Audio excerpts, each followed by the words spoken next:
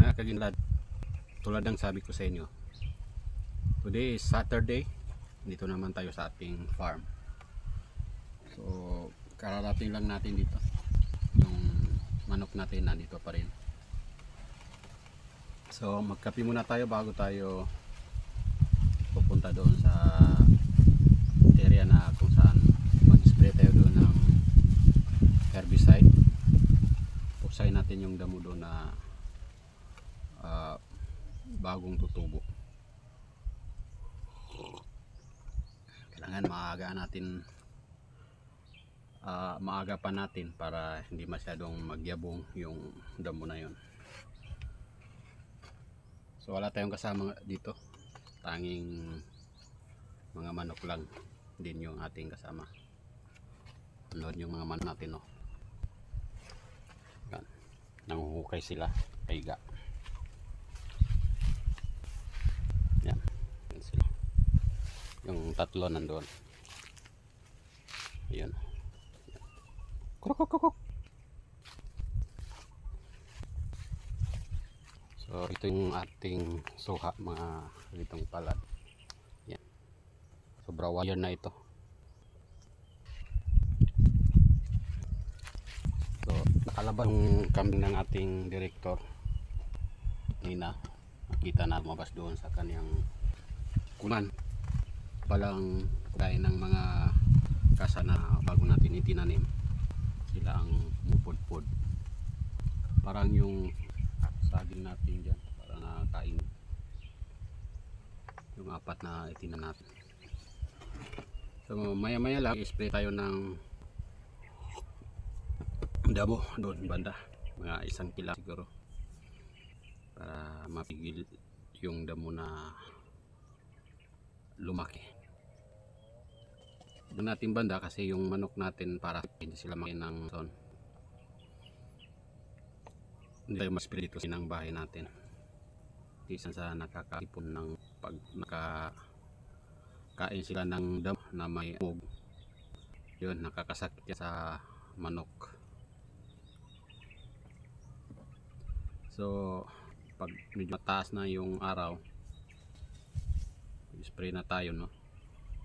Stand out yung ating binili. Yan, sa 300 pesos binili natin, ginana natin. Stand out, pwede na ito. Pag pinapabisa natin ito, mga dawang sardinas, talagang one time yung damo na kahit mo na may sprayan natin ng ganito. So medyo tapangan lang natin para one time lang. So yan mga kagintong palad,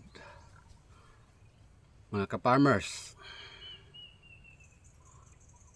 tunang sa inyo, dalawang dito tayo sa ating farm. Iba tayong kasama, nandito tayo, mabantayan natin ito, ma-maintain yung mga area na kung saan may makapal na damo, ma-maintain natin yung mga dahon ang saging natin na yung matanda, matanggal natin. Sisikapin natin na meron tayong makuha dito sa mga saging na itinanim natin, na inalaga natin. So nagbili rin tayo ng fertilizer, additional fertilizer, potas,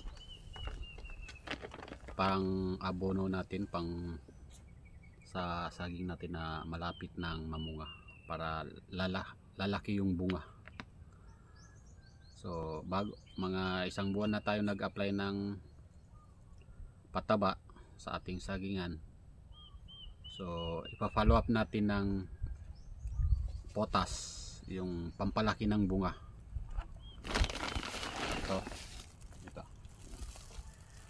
may kahalong 14 para sa pataba, kasi medyo tamang-tama, no, yung laking saging natin apply natin, tamang-tama.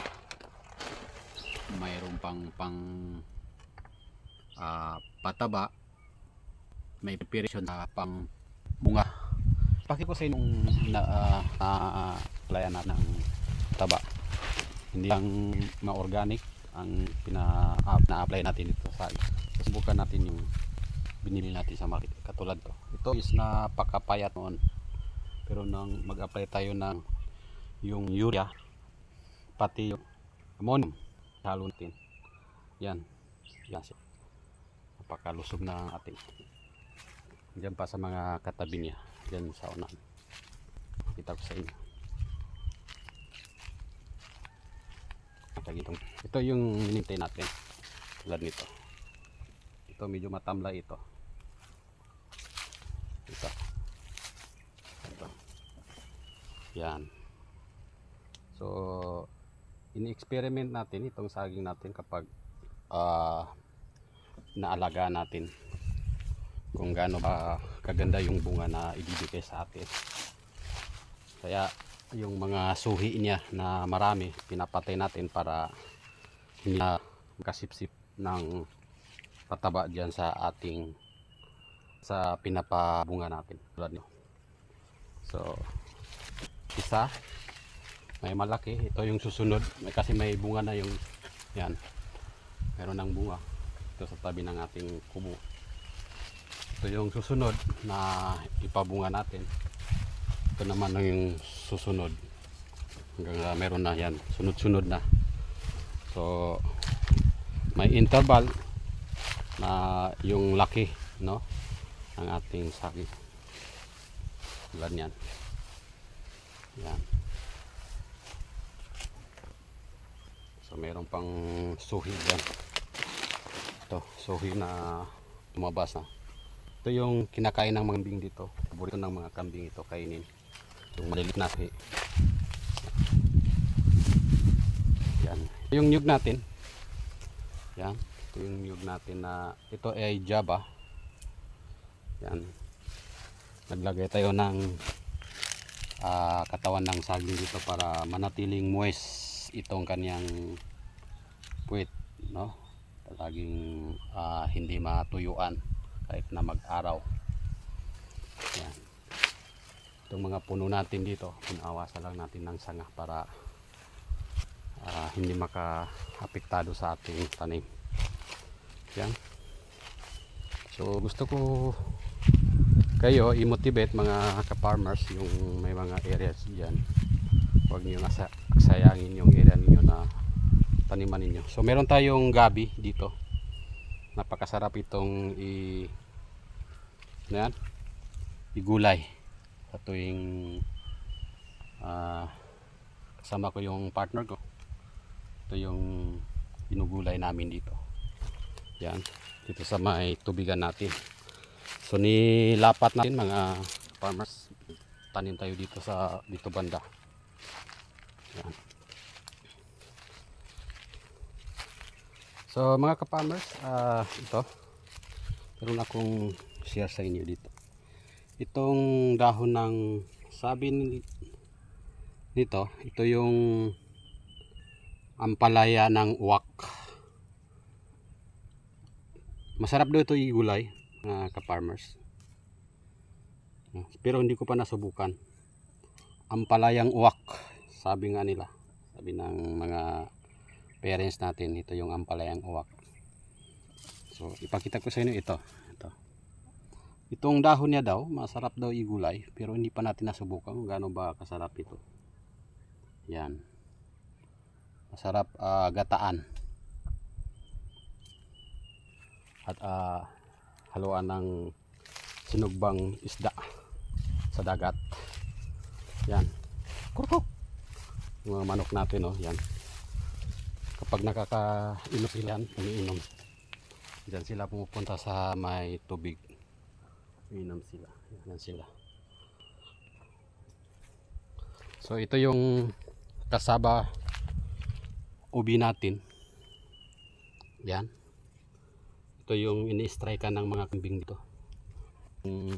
Tubo na itanim din. Sa malapit sa ating kubo. Meron tayong mangga dito. Pinapalaki muna natin. Kasi yung pupunta yung naubos ang dahon. May mangga. Meron tayong lansones. Tsaka suha. So is ayan. So python sonis yata. So yan lang mga kamas, para makita ninyo kung gaano kasarap magtanim ng sarili natin tanim, no? Gaano kasarap do sa ating farm.